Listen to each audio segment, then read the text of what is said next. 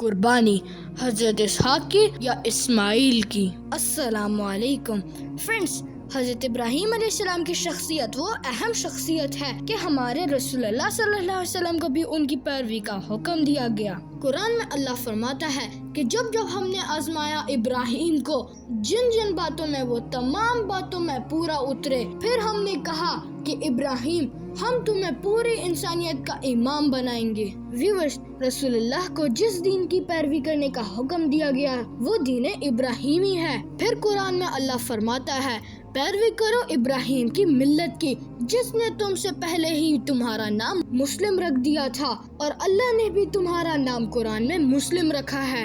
Friends, ابراہیم علیہ السلام کی زندگی قربانیوں سے پر ہے۔ اس میں کئی واقعات ہیں جو ہمارے دین کا حصہ ہیں۔ انہی میں سے ایک عبادت حج کی ہے۔ اس میں اللہ نے قربانی کی سنت کو قیامت تک کے لیے باقی رکھا ہے۔ یہ اسپیسیفک حج والوں کے لیے ہے، اور جو لوگ حج نہیں کر سکتے، صاحب استطاعت نہیں ہے، ان کے لیے پورے دنیا میں سنت ابراہیمی کو جاری کر دیا گیا۔ عید الاضحیٰ میں قربانی کی صورت میں حضرت ابراہیم کی قربانی کا ذکر میں اپنی اس ویڈیو میں بیان کر چکا ہوں۔ فرینڈز، ایٹ لیسٹ مسلمان اس بات سے ایگری ہے کہ حضرت اسماعیل علیہ السلام ذبیح اللہ ہے جن کی نسل سے رسول اللہ پیدا ہوئے، لیکن یہودیوں کا یہ ماننا ہے کہ ذبیح اللہ حضرت اسحاق ہیں۔ ویورز، اس سے کوئی فرق نہیں پڑتا کیونکہ یہ تو حضرت ابراہیم کی قربانی تھی۔ ان کا کوئی بھی بیٹا ہو، اصل امتحان تو حضرت ابراہیم کا تھا۔ پھر اللہ فرماتا ہے کہ یہ بہت ہی بڑی آزمائش تھی جو ہم نے ابراہیم پر ڈالی تھی، سلامتی ہو ابراہیم پر۔ ویورز،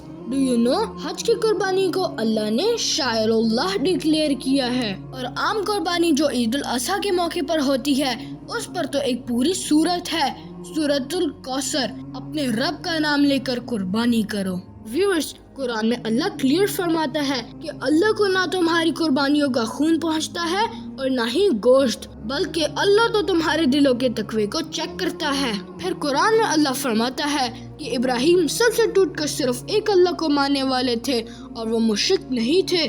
فرینڈز، خواہش نفس کو بھی شرک کہا گیا ہے۔ پھر اللہ رسول اللہ سے فرماتا ہے کہ اے نبی فرما دیں کہ میری نماز اور میری قربانی اور میرا جینا اور میرا مرنا اس رب کے لیے ہے جو تمام جہانوں کا مالک ہے، اور میں اس کے ساتھ کسی کو شریک نہیں کرتا، اور مجھے اسی کا حکم ہوا ہے کہ سب سے پہلے میں اللہ کے حضور سر تسلیم خم کروں۔ ویورز، نماز کا تعلق زندگی کے ساتھ ہے اور قربانی کا تعلق موت کے ساتھ ہے۔ فرینڈز، ڈو یو نو اللہ فرماتا ہے کہ ابراہیم وہ ہے جو وفا کرنے والا ہے اپنے رب کے ساتھ۔